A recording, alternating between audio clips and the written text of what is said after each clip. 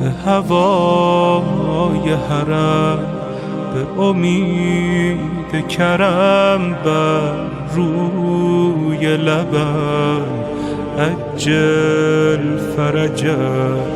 سوی کرب و بلا به دعا و بکا با هر قدمم عجل فرجم، عجل فرجم.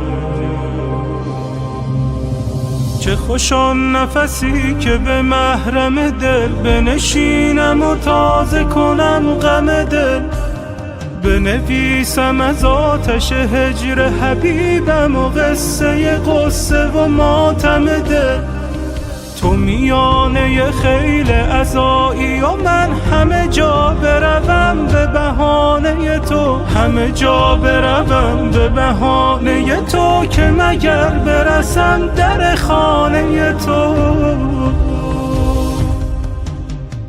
از کودکی دلم به غم جد تو خو گرفت، از روضه حسین دل زارم آبرو گرفت.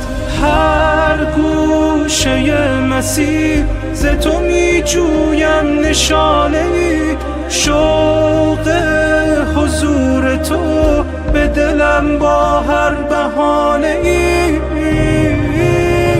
فرزند حیدر امید آخر، موعود عالم یا مهدی.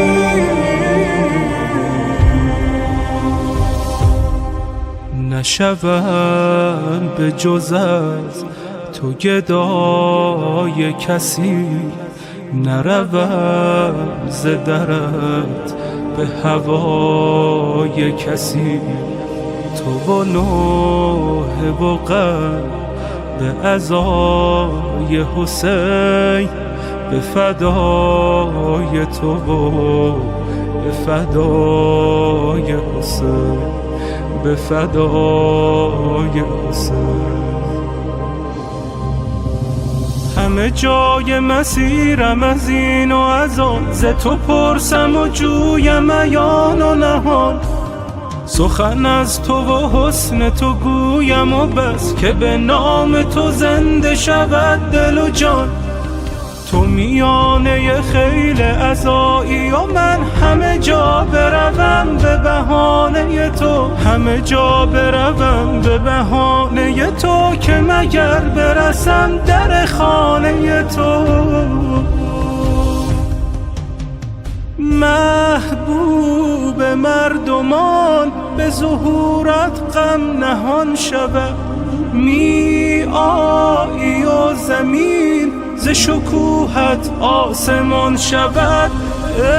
ای صاحب زمان به حضورت دل جوان شود، عدل و امید و عشق خبر روز جهان شود.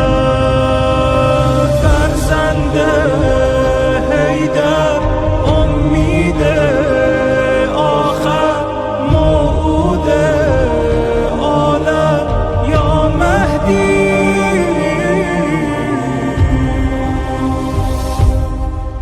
به هوای حرم